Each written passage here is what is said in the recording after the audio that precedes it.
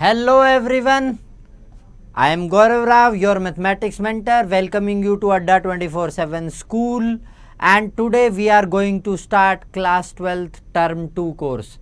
आपके class 12th में term 2 में पहला चैप्टर है बच्चों इंटीग्रल, जो कि आपकी मैथमेटिक्स बुक्स का है चैप्टर नंबर 7। तो बच्चों बहुत ही इंपॉर्टेंट टॉपिक होने वाला है। It is very important. Integral जो है आपका बहुत ही इंपॉर्टेंट चैप्टर है, ना केवल मैथमेटिक्स में बल्कि आप कॉन्टिन्यूसली फिजिक्स में, केमिस्ट्री में इस चैप्टर का यूज़ करते हैं, इंटीग्रेशन का यूज़ करते हैं। तो आज की हमारी इस वीडियो में हम इंटीग्रेशन की इंट्रोडक्शन और how integration is related to differentiation, integration और डिफरेंशिएशन जो कि आप टर्म 1 में कंप्लीट कर चुके हो, इंटीग्रेशन और डिफरेंशिएशन के बीच में रिलेशन एस्टैब्लिश करेंगे, इंटीग्रेशन की इंट्रोडक्शन देखेंगे एंड हम बहुत सारे क्वेश्चंस भी सॉल्व करेंगे। तो let's start. So what is integration? तो बच्चों जब हम डिफरेंशिएशन की बात करते हैं बच्चों, ठीक है, डिफरेंशिएशन की बात करते हैं तो हम लोगों को पता है कि हम स्लोप ऑफ टेंजेंट की बात करते हैं। उस पॉइंट पर हम स्लोप ऑफ टेंजेंट की बात कर रहे होते हैं। ये हमारा ज्योमेट्रिकल इंटरप्रिटेशन होता था डिफरेंशिएशन का। In the same way we will see today the geometrical interpretation of integration also. So to begin with, शुरू करते हैं बच्चों। आप लोगों को पता है कि डिफरेंशिएशन जब हम निकालते थे, लेट अस से D by d x of any x square, any function x square, ठीक है, एक्स स्क्वायर हमें एक फंक्शन गिवन था, इसका डी बाई डी एक्स निकालते थे, ये हमारा आता था बच्चों 2x। अब मैं क्या प्रोसेस लगाऊं कि 2x से मैं आ सकूं एक्स स्क्वायर पर? अब मेरे को उल्टा चलना है। जिस तरीके से मैं डिफरेंशिएशन में चला उससे ऑपोजिट चलना है मेरे को, ठीक है। तो the functions, read the definition, में आपको इसका मीनिंग भी अभी एक्सप्लेन करता हूं। The function that could possibly have given function as a derivative are called anti derivative या फिर प्रिमिटिव ऑफ द फंक्शन। तो ऐसे सभी फंक्शंस बच्चों जो इस फंक्शन को अगर हम देखें कि 2x जो है ये किस किस फंक्शन का डेरिवेटिव हो सकता है, एक्स स्क्वायर का डेरिवेटिव हो सकता है, एक्स स्क्वायर प्लस 1 का भी डेरिवेटिव हो सकता है। मतलब हर एक एक्स स्क्वायर प्लस सी का डेरिवेटिव आने वाला है आपके पास 2x। हर एक एक्स स्क्वायर का डेरिवेटिव जो है, इसका अगर डेरिवेटिव निकालोगे तो that is going to be 2x। So बच्चों क्या हो रहा है यहाँ पर कि बहुत सारे मल्टीपल फंक्शंस, या फिर मैं ऐसा बोलूँ फैमिली ऑफ फंक्शंस या क्लास ऑफ फंक्शंस, उनका डेरिवेटिव आ रहा है 2x। तो ये जो रिवर्स प्रोसेस है ना बच्चों, ये कहलाती है एंटी डेरिवेटिव। और जो फॉर्मूला सारे के सारे एंटी डेरिवेटिव दे दे उसको हम बोलते हैं इंटीग्रल, इंडेफिनेट इंटीग्रल, और उस प्रोसेस को बोलते हैं इंटीग्रेशन। उस प्रोसेस को हम बोलते हैं इंटीग्रेशन। अब यहाँ पर एक टर्म इंट्रोड्यूस करी मैंने आपको, इनडेफिनेट इंटीग्रल। इनडेफिनेट इंटीग्रल और डेफिनेट इंटीग्रल दो प्रकार के होते हैं। जब मैं कोई भी हम लिमिट बाउंड कर देते हैं इंटीग्रेशन को तो वो कहलाता है डेफिनेट, अभी हम आगे पढ़ने वाले हैं। और जब ये लिमिट बाउंड नहीं होता तो ये कहलाता है इनडेफिनेट। ये सिंबल भी अभी आपको बताते हैं, ठीक है। तो हमने देखा कि हर एक एक्स स्क्वायर प्लस सी का डेरिवेटिव आने वाला है 2x। हर एक एक्स स्क्वायर प्लस सी का डेरिवेटिव आने वाला है 2x। So this x square plus सी, ये जो आपके पास एक्स स्क्वायर प्लस सी आया है, ये 2x के एंटी डेरिवेटिव का काम कर रहा है। ये 2x के एंटी डेरिवेटिव का काम कर रहा है बच्चों, ठीक है। कि वो सारे फंक्शन जो फंक्शन को डेरिवेटिव के रूप में दे रहे हैं वो एंटी डेरिवेटिव हैं। एक और एग्जाम्पल ले लेते हैं, देखिए आप जानते हैं d by d x of sine x जो होगा ये होगा कोस एक्स, ये आप लोग ऑलरेडी जानते हैं। तो बच्चों साइन एक्स को मैं क्या बोल सकता हूं, anti derivative of cos x, anti derivative of cos x बोल सकता हूं मैं साइन एक्स को। यस, एंटी डेरिवेटिव का मीनिंग क्लियर हुआ। तो किसी भी फंक्शन का आपको बोले 4x क्यूब का एंटी डेरिवेटिव बताओ, तो आई नो, मेरे को पता है, मैं देख के समझ जाऊंगा 4x क्यूब है, 4x क्यूब को मैं लिख सकता हूं d by d x of x to the power 4 and hence 4x cube का एंटी डेरिवेटिव बच्चों क्या आ गया, x to the power 4, x to the power 4 इसका आ गया है एंटी डेरिवेटिव। और इसमें प्लस सी भी कुछ भी करेंगे तो ये आपका 4x क्यूब ही आएगा। इसलिए जो सारे के सारे डेरिवेटिव्स हैं ये एंटी डेरिवेटिव्स, इनको सबको मिला के हम इनडेफिनेट इंटीग्रल बोलते हैं। तो इसको उल्टा करते हैं अब, ठीक है। तो integration is the inverse process of differentiation, बिल्कुल सही बात है, इनवर्स प्रोसेस ऑफ डिफरेंशिएशन। वापस से आपका वही एग्जांपल लेता हूं, d by d x of x square आ रहा है 2x, d by d x of x square आ रहा है बच्चों 2x, और इसको उल्टा, अभी हालांकि सिंबल इंट्रोड्यूस कर रहा हूं लेकिन मैं आपको अभी बता देता हूं कि 2x का इंटीग्रेशन आप करोगे तो वो एक्स स्क्वायर प्लस सी आएगा, और ये सी भी कुछ होता है, लेट अस अंडरस्टैंड ये क्या होता है, ठीक है। तो इस बार हम डिफरेंशिएशन करने की बजाय हमें डेरिवेटिव दे दिया है और हमें प्रिमिटिव या फिर ओरिजिनल फंक्शन निकालने को पूछ रहे हैं। इस प्रोसेस को बोलते हैं हम इंटीग्रेशन या फिर एंटी डिफरेंशिएशन, और जो रिजल्ट आता है वो होता है प्रिमिटिव या एंटी डेरिवेटिव, रिजल्ट होता है प्रिमिटिव या एंटी डेरिवेटिव। तो अब अगर सिंबल इंट्रोड्यूस करें तो सिंबल होता है बच्चों ये एस जैसा दिखने वाला एक सिंबल है, ये इंटीग्रेशन का सिंबल होता है। यहाँ पर हम फंक्शन लिखते हैं जिसका हमें इंटीग्रेशन निकालना होता है, ठीक है, और dx।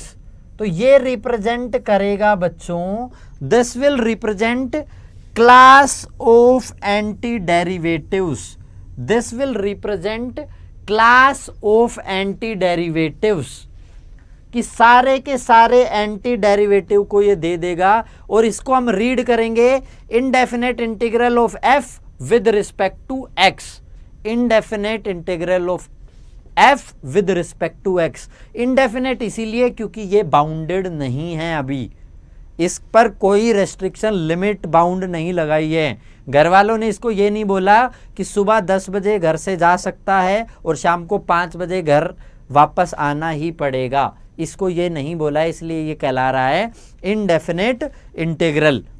चलिए आगे बढ़ते हैं।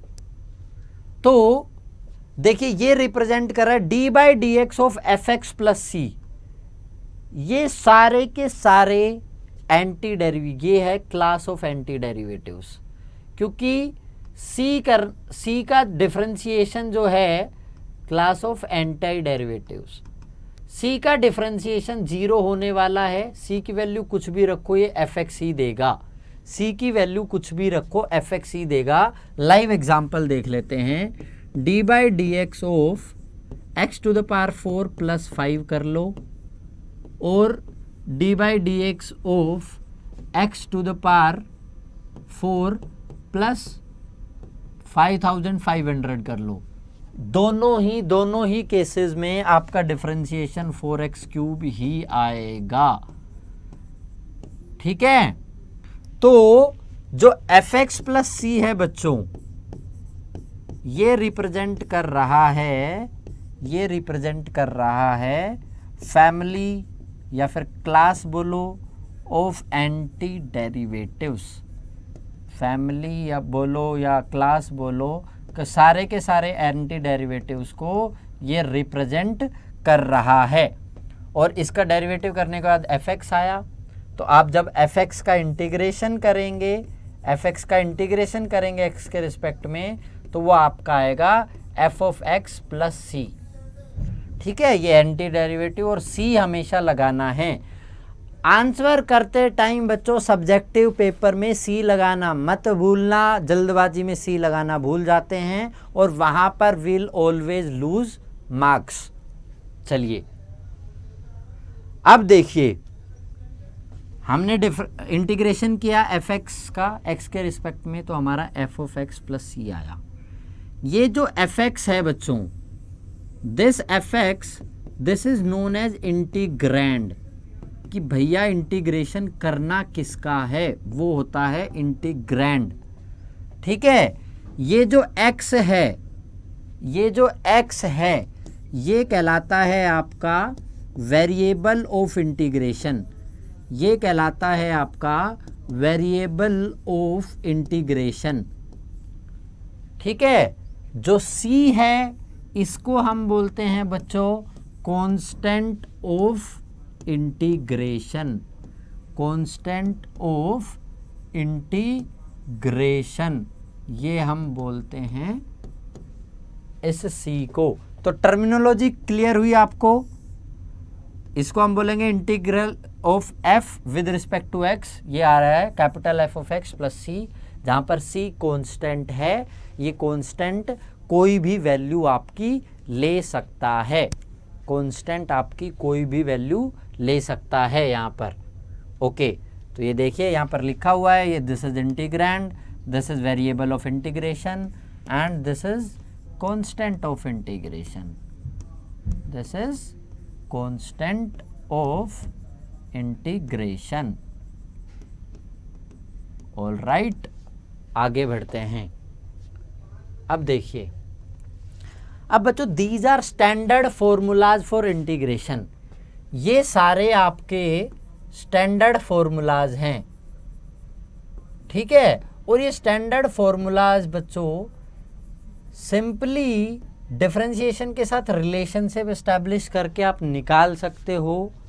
आई विल रिकमेंड, हम वैसे इनको इतना बार यूज करेंगे पूरा चैप्टर पढ़ते टाइम कि हमें याद रह जाएं।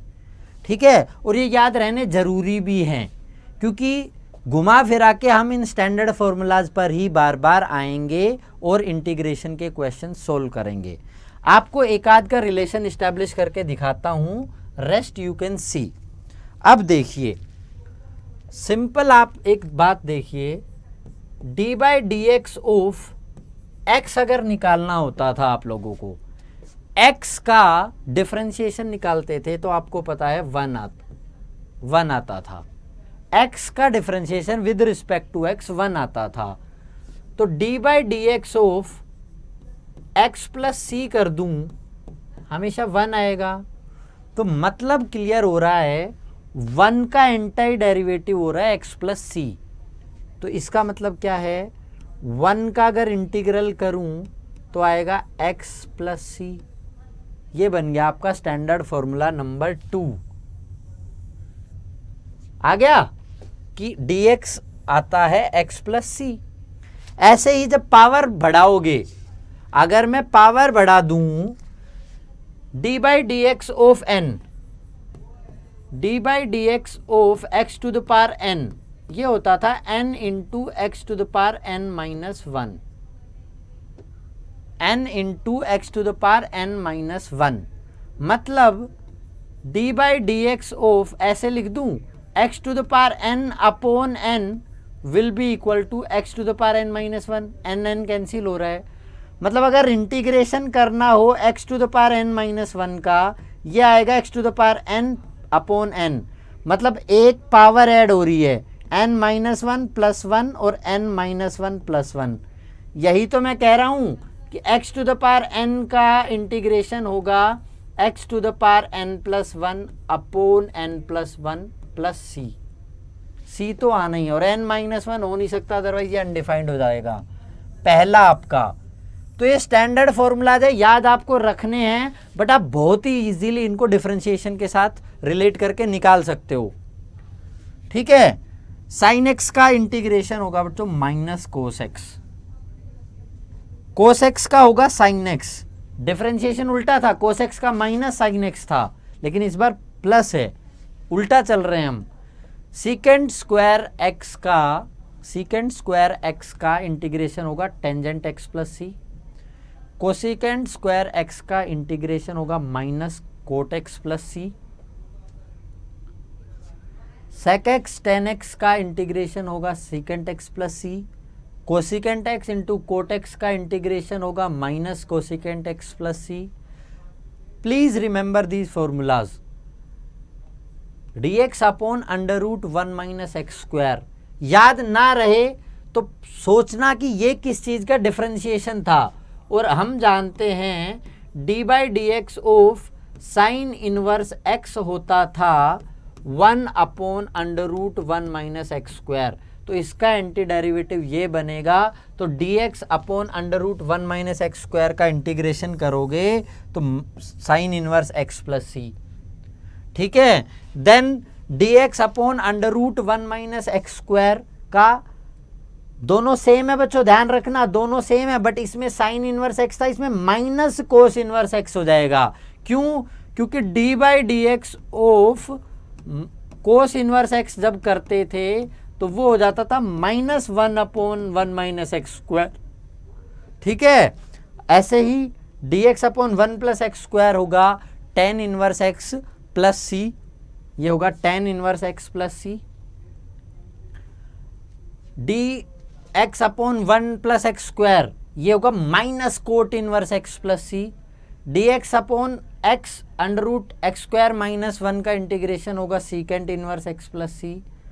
ऐसे ही इसी का माइनस में हो जाएगा minus cosecant inverse x plus c. और क्योंकि d by d x of e x ही था, इसीलिए ई एक्स का एंटी डेरिवेटिव ई एक्स बनेगा और ई एक्स का इंटीग्रेशन हो जाएगा e to the power x plus c, इसलिए इसका इंटीग्रेशन हो जाएगा e to the power x plus C. 1 upon x d x ये आता है लोग मोड एक्स। इसको यहां पर ध्यान से समझिएगा, इसमें मोड क्यों आया ये देखिए। तो बच्चों ये कह रहा है आपको कि 1 बाई एक्स डी एक्स का इंटीग्रेशन निकालो, ठीक है। पहले समझते हैं ये किस चीज का डिफरेंशिएशन आता था, वो बात समझते हैं। तो बच्चों मैं d by d x of log x करूं तो भी आता है 1 अपॉन एक्स।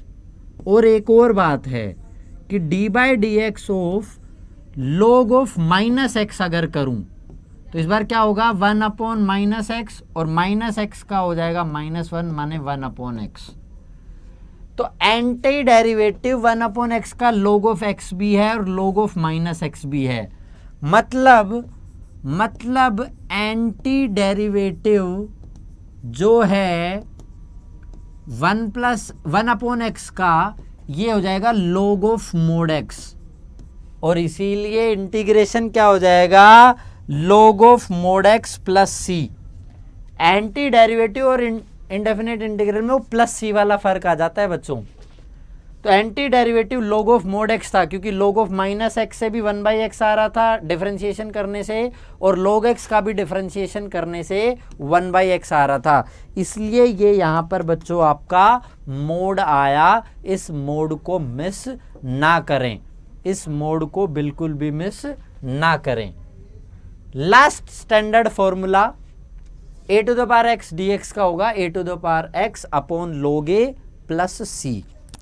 अब बच्चों ये स्टैंडर्ड फॉर्मूला याद करने के बाद हमारा पूरे ही इंटीग्रेशन में काम रहेगा कि आपको कुछ भी दिया होगा समथिंग dx, तो इस समथिंग को मैं क्या करूंगा, I will try to keep it into standard form, कि मेरा स्टैंडर्ड फॉर्म में काम हो जाए, तो स्टैंडर्ड फॉर्मूला डायरेक्टली लगा के मेरा आंसर आ जाए। और जो इंटीग्रल्स के क्वेश्चंस स्टैंडर्ड फॉर्म में नहीं होंगे उनमें मेरे को वेरियस टेक्निक लगा के, जो इस पूरे चैप्टर में सीखेंगे, हम क्या करेंगे, if not in standard form then reduce it to standard form. हम क्या करेंगे, उसको स्टैंडर्ड फॉर्म में रिड्यूस कर लेंगे तिकड़मबाजी लगा के, बहुत सारी टेक्निक लगा के, ताकि स्टैंडर्ड फॉर्म जैसे ही आए मैं फटाक से मेरा याद वाला फॉर्मूला लिख दूं और मेरा आंसर आ जाए। इतना सा काम होने वाला है पूरे इंटीग्रेशन चैप्टर में।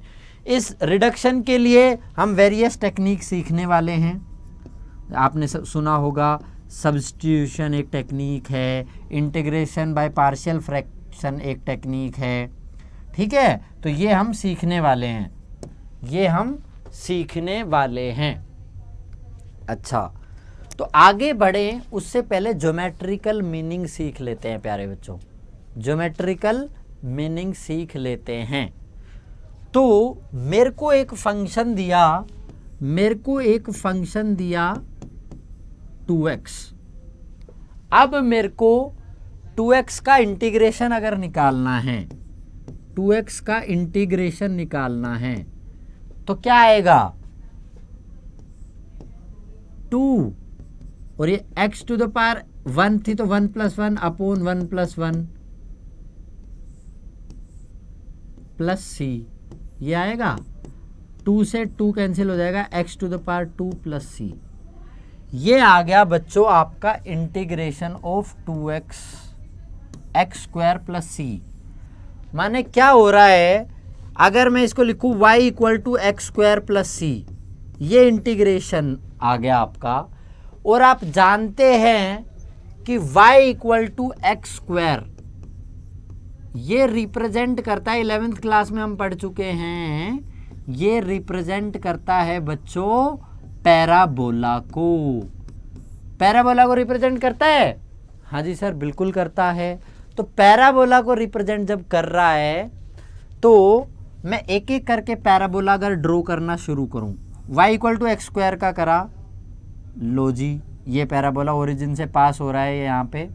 अब +c है, +1 करोगे तो ऊपर शिफ्ट हो जाएगा, +2 करोगे और ऊपर शिफ्ट हो जाएगा, +3 करेंगे और ऊपर शिफ्ट हो जाएगा। मीनिंग क्या है बच्चों कि ये क्या आ रहे हैं, पैरेलल पैराबोलाज। मतलब इंटीग्रेशन क्या रिप्रेजेंट कर रहा है, पैरेलल कर्व्स को। और इंटीग्रेशन का मतलब एक कर्व दो कर्व नहीं है, +c की वजह से बच्चों ये फैमिली ऑफ कर्व्स को रिप्रेजेंट करता है, ये फैमिली ऑफ कर्व्स को रिप्रेजेंट करता है, ठीक है। ये फैमिली ऑफ कर्व्स को रिप्रेजेंट कर रहा है यहाँ पर।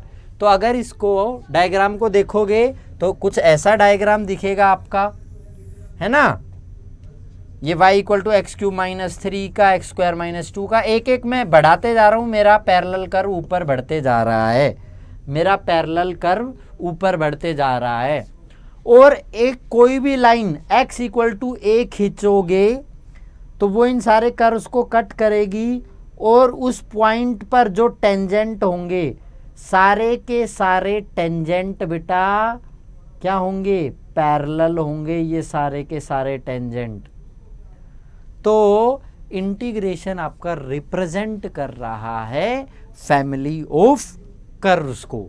तो ये सिंपल सा ज्योमेट्रिकल इंटरप्रिटेशन था, ये सिंपल सा ज्योमेट्रिकल मीनिंग था आपके इंडेफिनिट इंटीग्रल का। अब प्रॉपर्टीज के बारे में समझते हैं। The process of differentiation and integration are inverses of each other.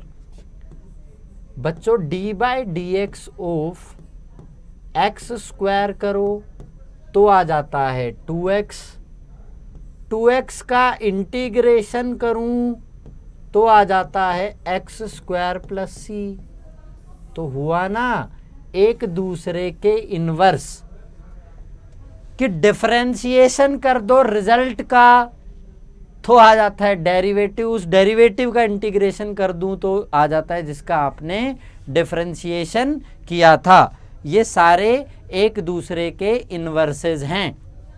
चलिए नेक्स्ट जो प्रॉपर्टी है वो कहती है two indefinite integral with the same derivative lead to the same family of curves and so they are equivalent.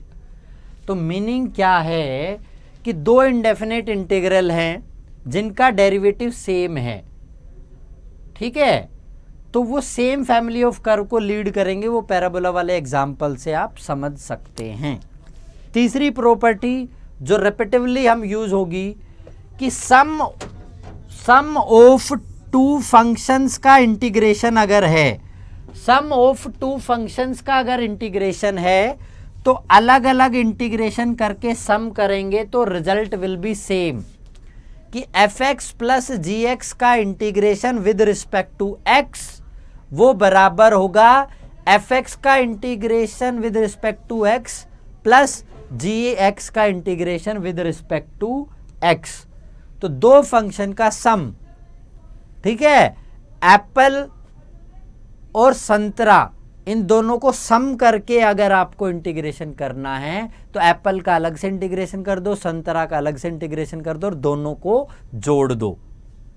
चलिए last जो property है कि किसी भी फंक्शन को, यहां पे के रिप्रेजेंट कर रहा है बच्चों स्केलर को, किसी भी फंक्शन को के से, एक स्केलर से अगर मल्टीप्लाई करो और फिर उसका इंटीग्रेशन करना हो तो स्केलर को बाहर लिख दो और फंक्शन का इंटीग्रेशन कर दो, आपका रिजल्ट सेम आने वाला है।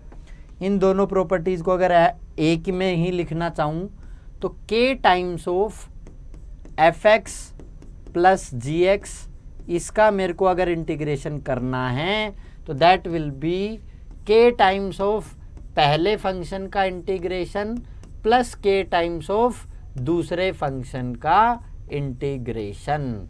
ये दोनों प्रॉपर्टीज को मर्ज करके आपके सामने, ये बड़ी सिंपल सी प्रॉपर्टीज है और इनका हम लगातार यूज करेंगे। आज हम बेटा न्यू बना रहे हैं आपके इंटीग्रेशन की। न्यू में देखो, न्यू की जब मैं बात करता हूं इंटीग्रेशन के बारे में, आपका जो गुरु मंत्र है वो यही है बच्चों। पहली बात तो स्टैंडर्ड फॉर्मूलाज, ठीक है, स्टैंडर्ड, आपने स्टैंडर्ड फॉर्मूला जो हमने प्रीवियस स्लाइड्स में अभी स्टैंडर्ड फॉर्मूलाज देखे, उसके बाद ये जो सिंपल सी प्रॉपर्टीज थी इनका यूज, सिंपल सी प्रॉपर्टीज इनका यूज, और जहां भी आपको लगे कि ये मेरे सर के द्वारा बताए गए स्टैंडर्ड फॉर्मूला में नहीं है, ये मेरे पढ़े हुए स्टैंडर्ड फॉर्मूला में नहीं है, तो काम शुरू कर दो रिडक्शन का, रिडक्शन टू स्टैंडर्ड फॉर्म। उसकी टेक्निक आगे आने वाली क्लास में हम बहुत सारी टेक्निक सीखेंगे। तो यहां तक परफेक्टली क्लियर हुआ बच्चों। इंटीग्रेशन में ध्यान रखना है, सिंप्लीफाई कर लो फंक्शन को जितना कर सकते हो, सिंप्लीफाई करने के बाद उसके इंटीग्रेशन में हाथ डालना है। पहले गिवन फंक्शन को मैं करूंगा सिंप्लीफाई, फिर मैं इंटीग्रेशन याद करने जाऊंगा कि कौन सी स्टैंडर्ड फॉर्म लग रही है और उस स्टैंडर्ड फॉर्म का क्या इंटीग्रेशन है। तो ये आप लोगों को याद रखना बहुत ही अति आवश्यक है। चलिए अब कुछ क्वेश्चंस करते हैं, क्योंकि क्वेश्चंस के बिना तो मैथमेटिक्स की आत्मा तड़पते रहती है। जब तक क्वेश्चन ना करो तो मैथमेटिक्स का कंसेप्ट क्लियर नहीं होता। तो अभी तक जो भी करा उसको क्लियरली माइंड में रखते हुए हम करते हैं क्वेश्चंस, हम करते हैं question. Right an anti derivative for each of the following function using the method of inspection. क्या कह रहा है आपको कि आपको फंक्शन को देखना है और आपको उसका एंटी डेरिवेटिव निकालना है। इंस्पेक्शन कैसे? इंस्पेक्शन में ये लगाऊंगा कि जो गिवन फंक्शन है वो किस चीज़ का डेरिवेटिव है, वो किस चीज़ का डेरिवेटिव है, तभी तो एंटी डेरिवेटिव निकाल पाऊंगा। तो cos 2x गिवन है। अब सोच में पड़ गए बच्चे कि फंक्शन दिया आपका cos 2x। अब इतना मैं झट से बता सकता हूं कि cos 2x डिफरेंशिएशन किस चीज का है। ठीक है, देखो तुम्हें एक एग्जाम्पल से रिलेट कराते हैं। fx तुम्हें दिया हुआ है चीनी। अब आप लोगों को ये पता है ये जो चीनी है ना, ये बनी किससे है? ये बनी है गन्ने से। माने d by d x of गन्ना करा तो आ रहा था चीनी। ठीक है, ये नहीं करते, हालांकि बहुत बड़ी प्रोसेस है, बट समझिए। तो मैं क्या लिखूं कि D by d x of sine 2x अगर करने जाऊं तो मेरे को ये याद है कि क्या आता है, कोस 2x, और 2x का चेन रूल के हिसाब से करें तो इंटू 2। लेकिन ये तो हमारा गिवन नहीं है, गिवन तो ओनली कोस 2x है। तो इस 2 को बेटा मैं ले आता हूं इधर, माने 1/2 D by d x of sine 2x, ये आ रहा है कोस 2x। बहुत ही बढ़िया बात। इस 1/2 को अंदर भी लिख दूं तो भी कोई फर्क नहीं पड़ेगा। माने d by d x of sine 2x by 2 equal to cos 2x। इस चीनी का गन्ना पता चल गया, इस चीनी का गन्ना पता चल गया। ये बना आपका एंटी डेरिवेटिव, ये बना आपका बेटा एंटी डेरिवेटिव कि साइन 2x बाई 2 का डिफरेंशिएशन करने से मुझे कोस 2x मिल रहा था। साइन 2x बाई 2 का डिफरेंशिएशन करने से मुझे कोस 2x मिल रहा था, तो वो बन गया एंटी डेरिवेटिव। केवल इसको एंटी डेरिवेटिव मत लिख देना बेटा, क्योंकि आपका 2 एक्स्ट्रा आ रहा है यहाँ पे। अगर यहीं पे आपका 2 भी गिवन होता, अगर यहीं पर आपका 2 भी गिवन होता तो मैं सिंपल लिखता d by d x of sine 2x equal to 2 into cos 2x and hence this is anti derivative, this is anti derivative. तो ये दोनों का मतलब समझ गए ना। वो 1/2 को मैं इधर ला के अंदर क्यों लेके गया, तो एंटी डेरिवेटिव मुझे पता चल गया।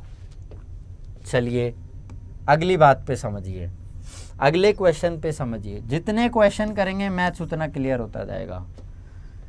अब ये जो गुड़ दिया है तुम्हें, ये कौन से गन्ने से बना है ये निकालना है। गुड़ भी गन्ने से बनता है, तो d by d x of क्या करूं कि गुड़ आ जाए, और गुड़ है 3x square plus 4x cube.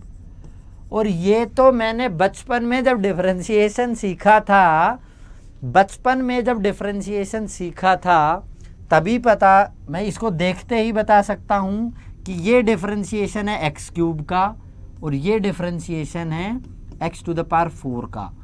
बाकी कोई तिकड़मबाजी करने की जरूरत नहीं है। एक्स क्यूब का direct differentiation 3x square, x to the power 4 का डायरेक्ट डिफरेंशिएशन 4x क्यूब। तो मतलब क्लियर है बेटा, मतलब क्लियर है। मेरा एंटी डेरिवेटिव आ गया है, मेरा एंटी डेरिवेटिव यहां पर आ गया है। और 1/x, x not equal to 0, अभी थोड़ी देर पहले ही बता के आया हूं आप लोगों को। अच्छा, x नॉट इक्वल टू 0 क्यों? ये बात तो बहुत ही अच्छे से क्लियर है कि x अगर गलती से 0 हो गया तो ये फंक्शन हो जाएगा not defined. x equal to 0 पर फंक्शन है आपका नॉट डिफाइंड। अब सब बच्चे बोल रहे होंगे कि 1/x तो हमें पता है कि d by d x of log x होता है 1/x, और कुछ बच्चे बोल देंगे सर log x हो गया इसका एंटी डेरिवेटिव। लेकिन बेटा ध्यान से सुन, अगर ध्यान से सुनो, d by d x of अभी बताया तुम्हें log ऑफ मोड x भी क्या होता है भाई। log ऑफ मोड x का डिफरेंशिएशन करें तो 1/-x, और -x का करा तो इंटू -1, माइनस से माइनस उड़ गया, मतलब 1/x, मतलब 1/x। कि सर 1/x का एंटी डेरिवेटिव log x भी आया और log -x भी आया। तो 1/x का एंटी डेरिवेटिव जब लिखूंगा, इसका एंटी डेरिवेटिव जब लिखूंगा तो वो आएगा बेटा log ऑफ मोड x। ये ध्यान रखना, इसीलिए 1/x का जब मैंने इंटीग्रेशन भी किया था तो वो आया था log of mod x plus c. ठीक है, एंटी डेरिवेटिव में बेटा प्लस सी नहीं आता है। प्लस सी जब आता है जब हम क्लास ऑफ एंटी डेरिवेटिव लिखते हैं, मतलब हम इंटीग्रेशन जब हम लिखते हैं तो। Now let us move to next question. Find the anti derivative f. हमें पता है एंटी डेरिवेटिव को मैं कैपिटल से डिनोट करता हूं, of function defined by this.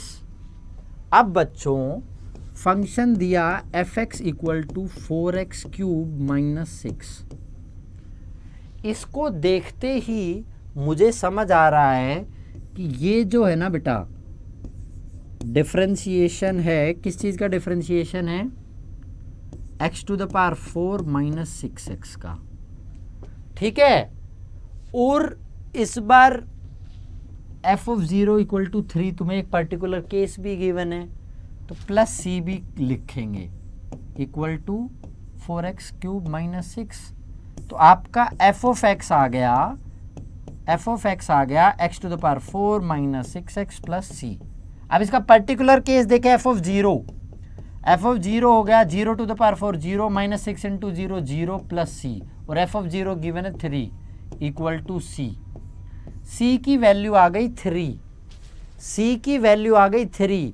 इस बार पर्टिकुलर केस है जिसमें सी की भी वैल्यू निकाल लेंगे, तो अब सी की वैल्यू पुट करेंगे तो एंटी डेरिवेटिव बन जाएगा, जो आपका एंटी डेरिवेटिव है ये बन जाएगा बच्चों, क्या बनेगा? x to the power 4 minus 6x plus 3।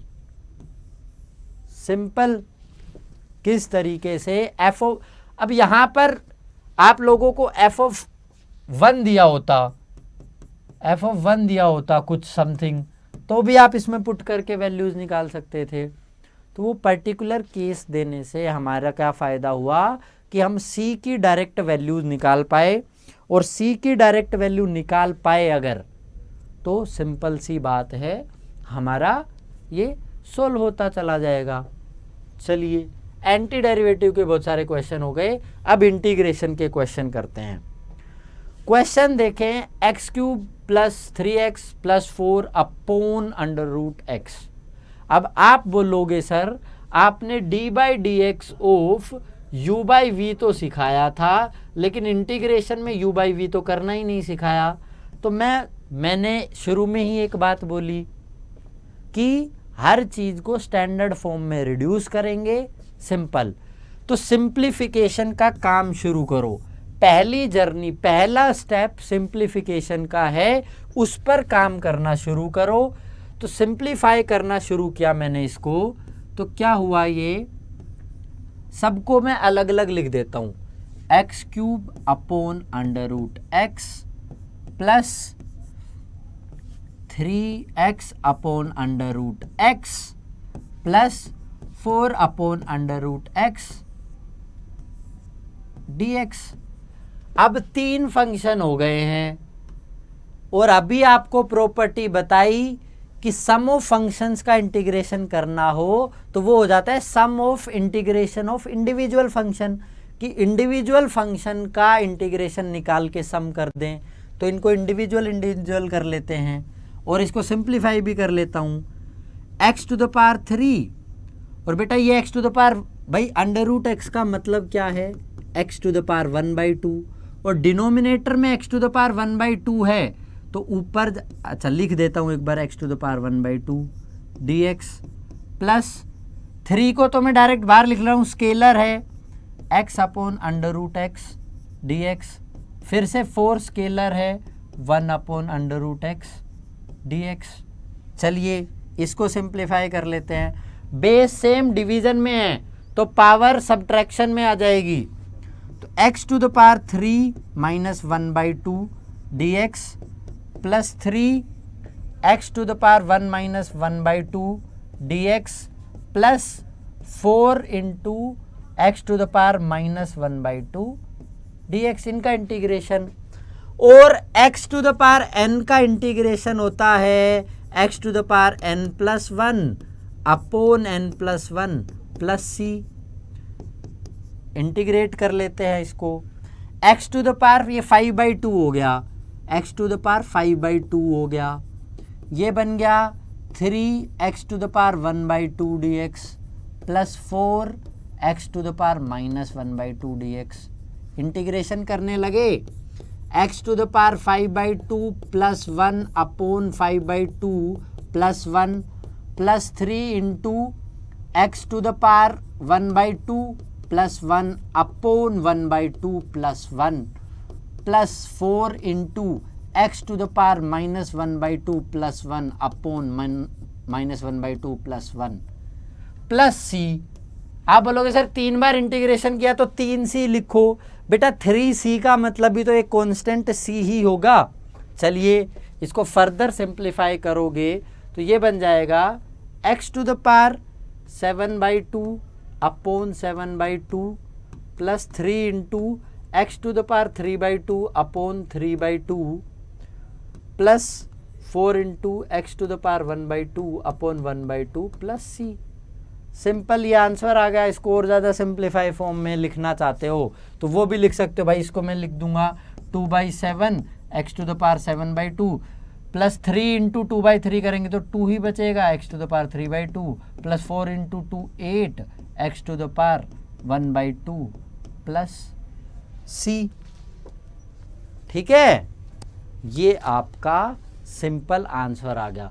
तो जो ये इतना बड़ा सा लग रहा था कि सर ने u/v नहीं सिखाया या फिर मेरे को तो ये आएगा ही नहीं, तो स्क्रीन पे क्लियर कट आपको दिख रहा होगा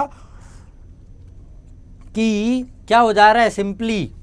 सिंपल किया, रिड्यूस किया, रिडक्शन करने के बाद सिंपल सोल्व होते चला गया। बहुत लंबा दिख रहा होगा बट जैसे जैसे आप प्रैक्टिस बढ़ाएंगे ये क्वेश्चन तो आपको बिल्कुल सिंपल लगेगा।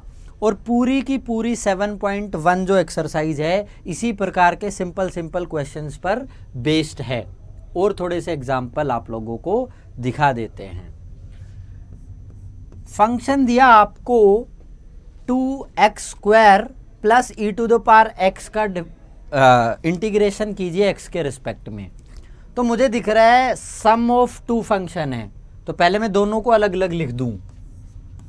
2 into x² dx plus e to the power x dx।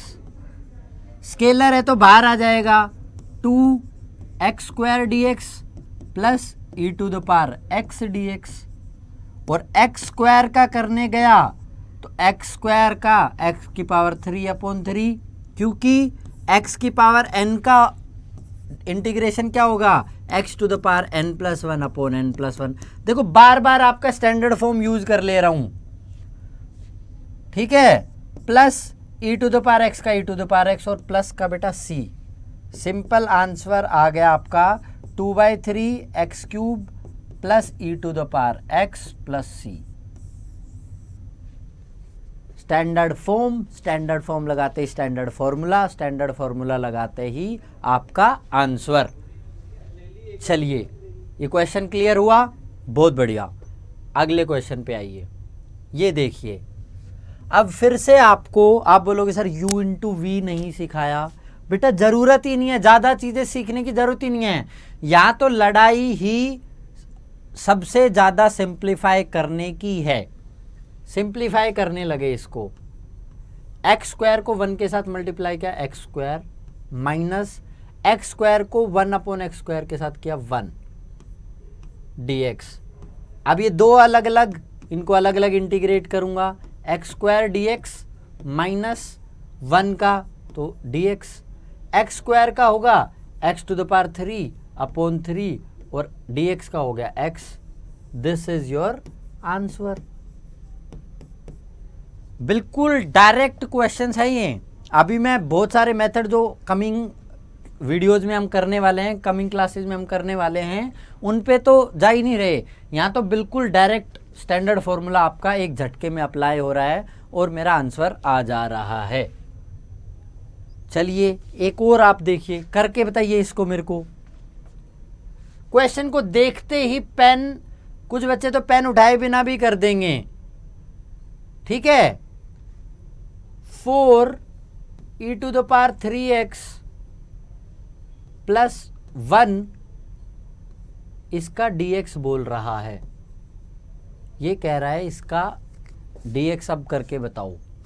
चलो मैं स्केलर को बाहर लिखूं पहले तो 4 e to the power 3x dx plus 1 dx, इसका तो सीधे सीधे बेटा हो गया x, इसका तो करने गए तो x हो गया, इसका तो करने गए तो x हो गया, ठीक है। और e to the power 3x dx का करना है। e to the power 3x dx का अगर करने जाओगे, देखो एक तरीका बताता हूं अब तुम्हें कि e to the power 3x तुम्हें दिया, ठीक है, तो तुम मानो late 3x equal to t, 3x को आप लोगों ने t मान लिया, dt बाई dx इसका करा तो ये आया 3 को क्रॉस मल्टीप्लाई करो तो dt अपॉन 3 इक्वल टू कहलाया dx, ये कहलाया। अच्छा यहां पर इसको जब मैं पुट करने लगा 4 into e to the power t, 3x की जगह तो t आ गया और dx की जगह क्या हो गया dt अपॉन 3, ये 3 को बाहर ले आओ, इसका कर ही चुके हो x प्लस c, ये तो आ ही गया, इम्प्लाइज 4 अपॉन 3 और e to the power t का करा तो e to the power t, e to the power t का करा तो e to the power t plus x plus c, लेकिन t की फॉर्म में तो आंसर देना नहीं, t की जगह रखूंगा 3x, इंप्लाई करेगा 4 upon 3 e to the power 3x plus x plus c, आ गया आपका answer. Simple simple simple direct हो गया, ये आपका हो गया आंसर बेटा, ये आपका सिंपल आंसर हो गया। अच्छा एक बात कुछ बच्चों को ना आदत होती है कि चलो मन से क्वेश्चन बनाते हैं कि सर मैं बनाता हूं शेर इंटू हाथी इंटू घोड़ा, इसका इंटीग्रेशन कर दो, इसका इंटीग्रेशन कर दो। जिस प्रकार से बेटा, जिस प्रकार से हर एक फंक्शन डिफरेंशिएबल नहीं होता, जिस प्रकार से सम फंक्शंस आर नॉट डिफरेंशिएबल, उसी प्रकार से हर फंक्शन का इंटीग्रेशन पॉसिबल नहीं है। एवरी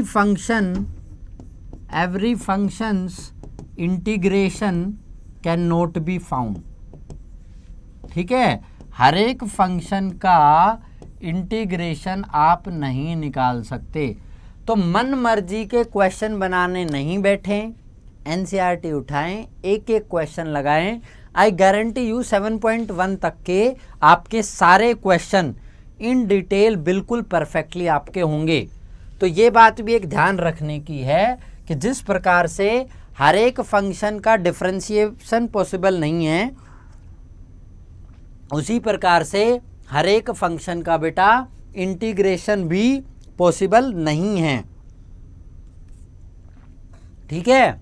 तो कॉन्टिन्यूटी से कहानी चली आ रही है, नोट कॉन्टिन्यूअस होता है तो नोट डिफरेंशिएबल ऑटोमेटिकली हो जाता है ना, वो कहानी लगातार हमारी चले आ रही है, हम एक स्टेप आगे बढ़ते जा रहे हैं। फिर एक क्वेश्चन आ गया, देखते ही टिपिकल लग रहा है लेकिन सिंप्लीफाई करने बैठूंगा ना तो मजे आ जाएंगे।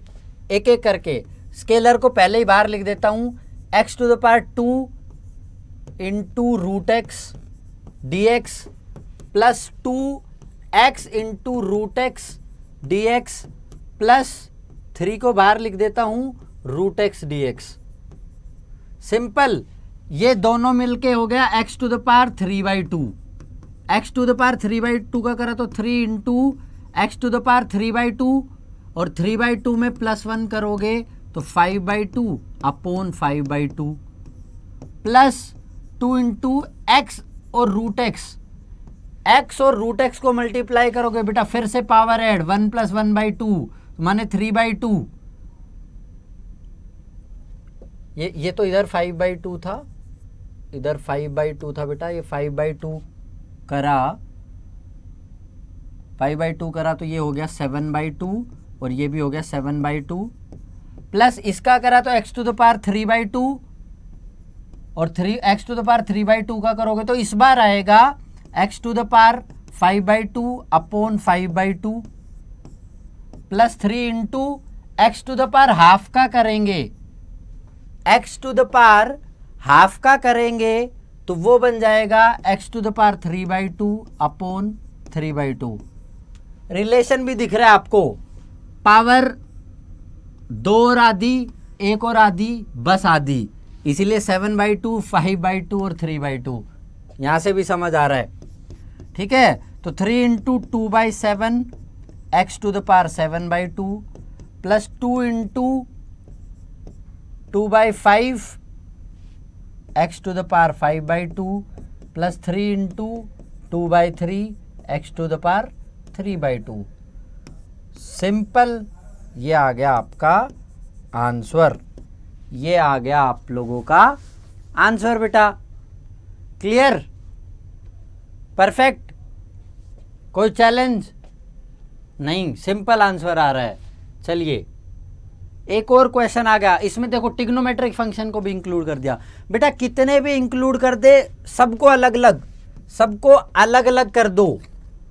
स्केलर है 2 बार, एक्स स्क्वायर का इंटीग्रेशन -3 फिर से स्केलर बाहर, साइन एक्स का इंटीग्रेशन, ठीक है, 5 फिर से स्केलर है और फिर से पिछले भी क्वेश्चन में करा रूट एक्स का इंटीग्रेशन।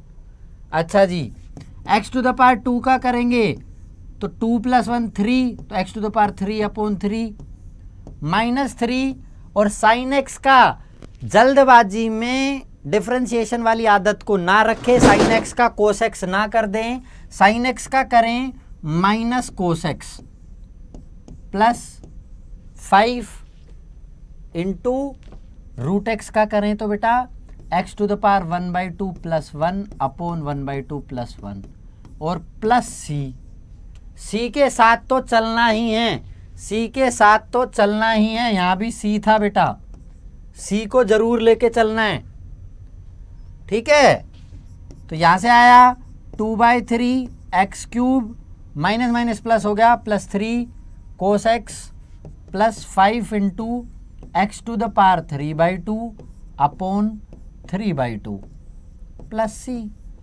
सिंपल, आपका ये आ गया बेटा आंसर। इसको भी सिंप्लीफाई करना चाहो, अगर तुम कहते हो कि सर इसको भी सिंप्लीफाई करके लिख दो तो लिख देते हैं इसको भी सिंप्लीफाई करके।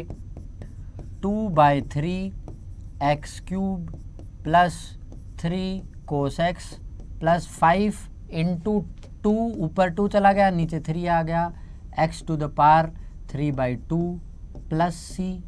ये आ गया आपका आंसर बेटा, ये आ गया है आपका आंसर।